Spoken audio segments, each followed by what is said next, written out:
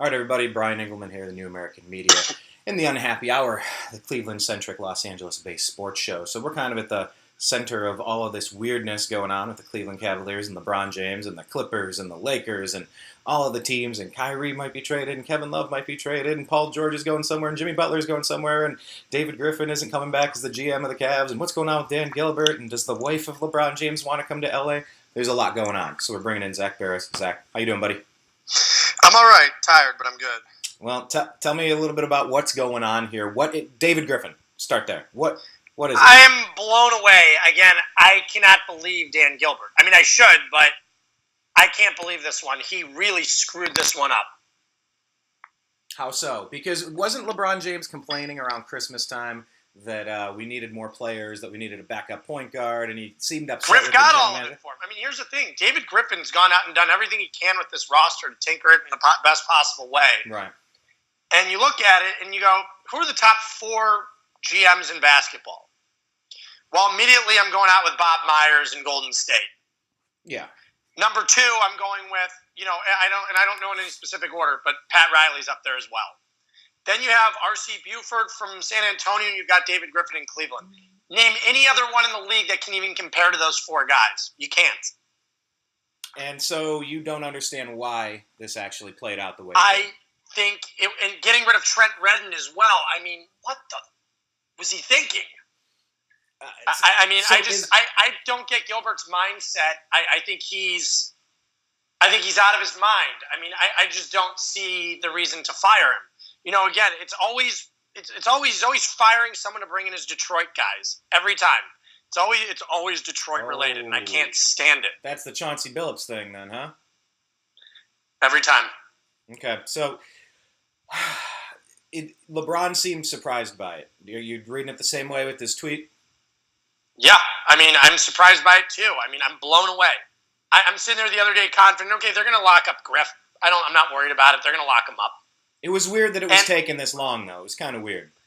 And I don't know what's going through Dan Gilbert's mind, but there are times you just need to trust your general manager, and realize sometimes and go, you need to say this. I had someone telling me today on the phone. They go, "Well, we're going to suck in a few years." I go, "Look at every team that wins a championship. Eventually, they suck when their players retire.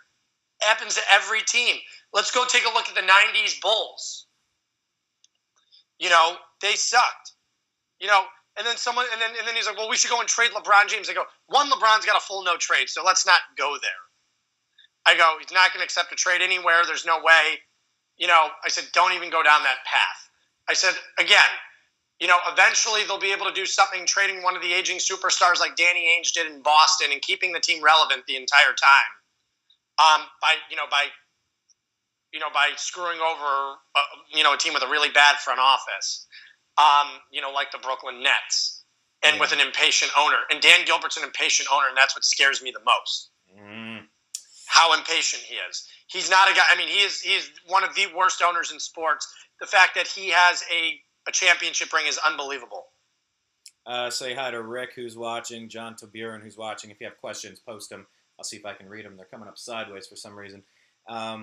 Okay, so now Griff is out. Now who's running the show? I feel like this now Kobe Altman is running the show, is the active general manager. Not Kobe Bryant, not Kobe Beef. Nope, Kobe Altman. All right, Kobe Altman. Is he any good? He's a great guy. He really is a great guy. He was my neighbor in the 9 for a couple of years. He's a great guy. Well, great or not, does he have skills? Are you? Yeah, he's very good at what he does. Let's not forget he was hired as the pro. He was hired as. I think it was a pro player manager when the team, or manager of player personnel, nothing. When he got hired 5 years ago, and he's worked his way up the ladder to director of player personnel and now to assistant general manager, and right now he's the acting GM.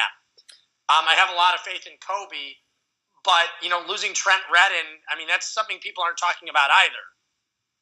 You lost Trent Redden and you lost David Griffin. You lost them both. It's not like you lost... you lose 2 great basketball minds, 2 of the best. It's tough. Hey, Adam Reese just asked, Gilbert and Snyder, who's the crappier Dan? They both suck.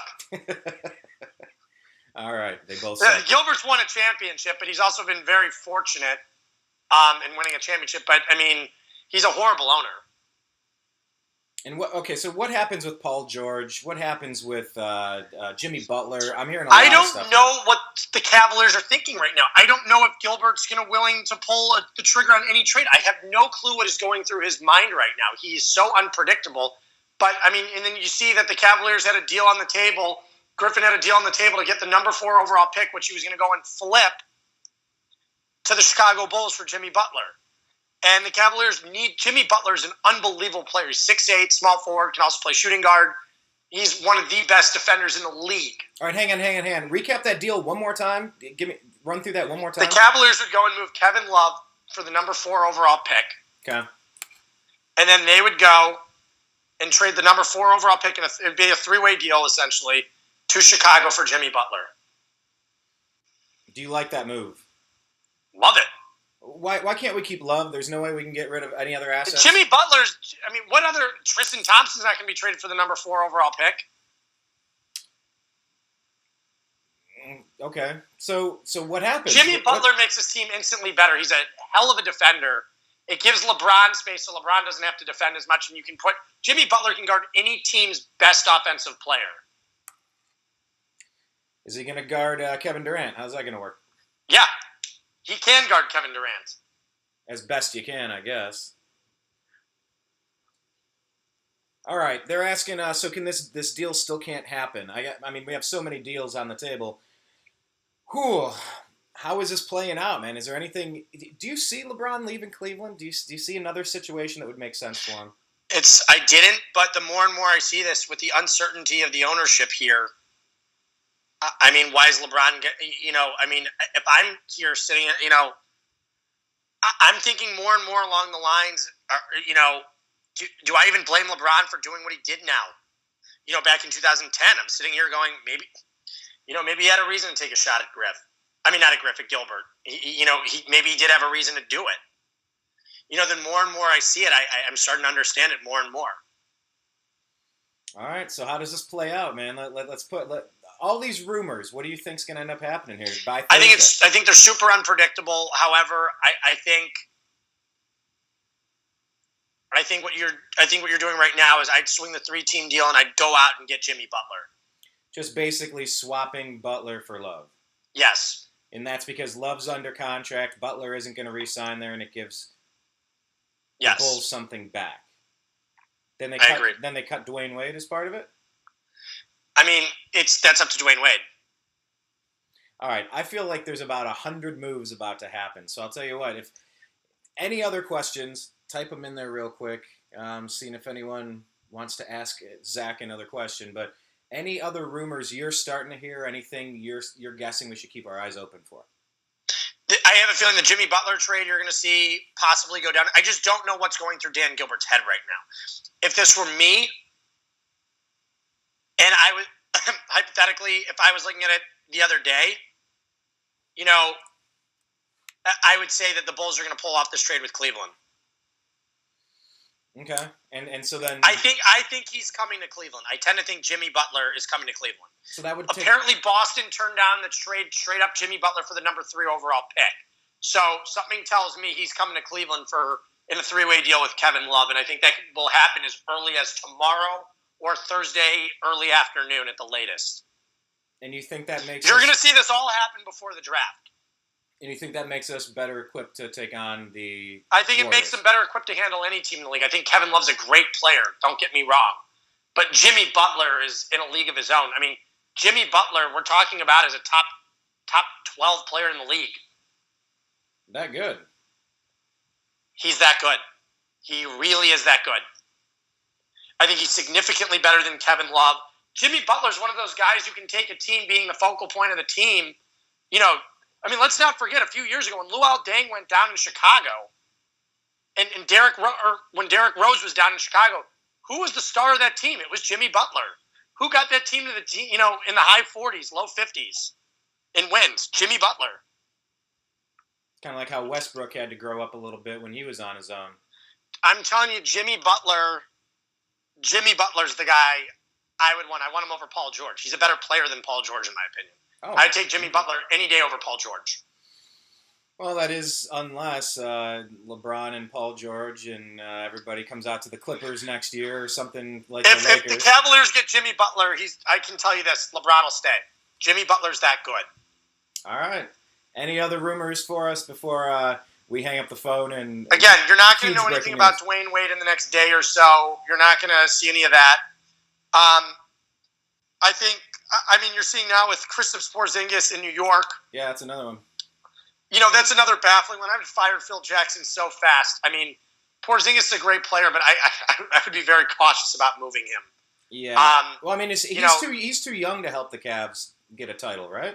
I mean, he's a very good player, but again, he's not going to give you what Jimmy Butler is going to give you right now. The Cavaliers need to look towards now, not the future.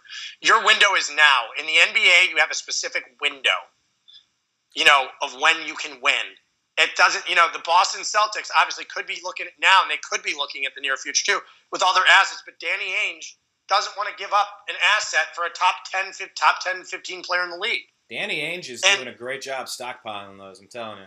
But he doesn't. Yeah, he's doing a great job. But eventually, you have to move those pieces. It's like a chess match. You got to go and do something with them. Well, he's trying to wait and find out when the decline of the Cavs happens. And you check out these rumors, and it seems like, oh, okay, LeBron's leaving next summer, so Kyrie's going to demand a trade. If I'm Danny Ainge, I pull the trigger on that deal to prevent Cleveland from getting Jimmy Butler. I still even think if Boston lands Jimmy Butler, they're not as good as the Cavs.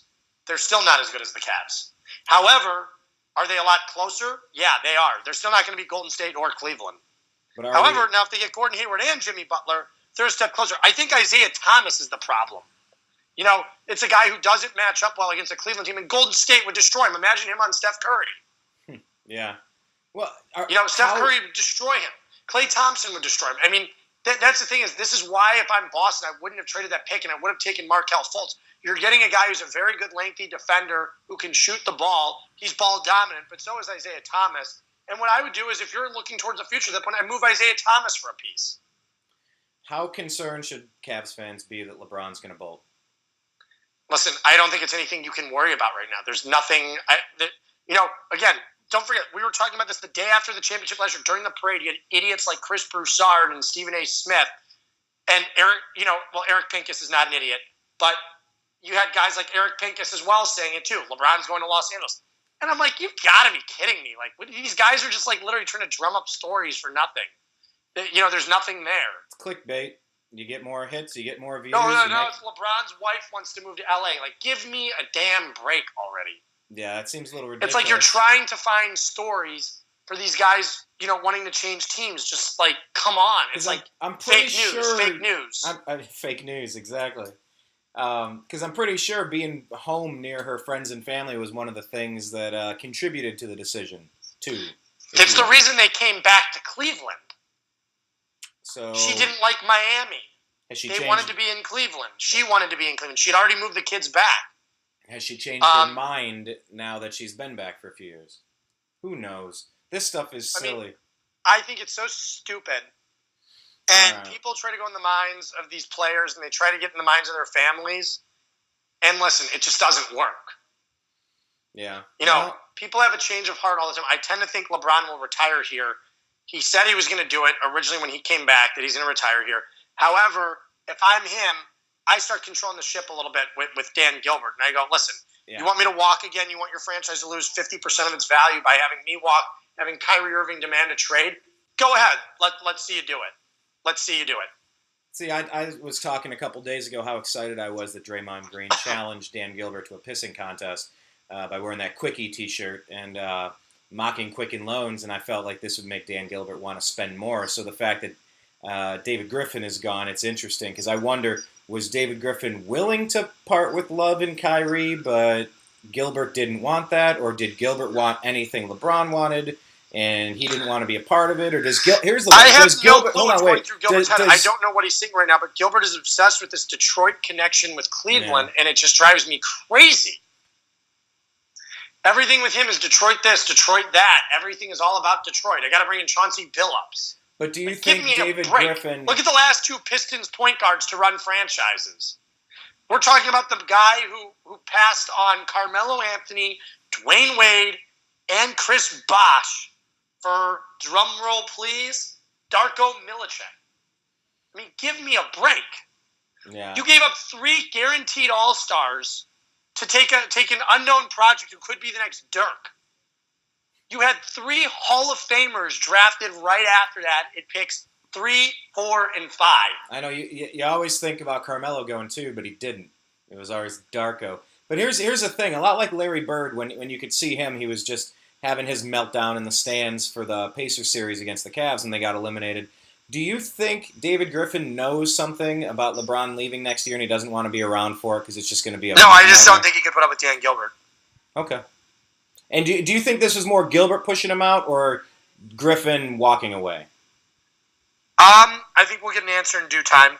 Okay, so I don't think he could put up with Dan Gilbert's with the pressure that Gilbert. I mean, I've been hearing a lot of things lately about Dan Gilbert, and seems impossible to work for. So. Oh, that's swell. Okay, hey, final question here from Adam Reese, and Dave started watching. What's up, man?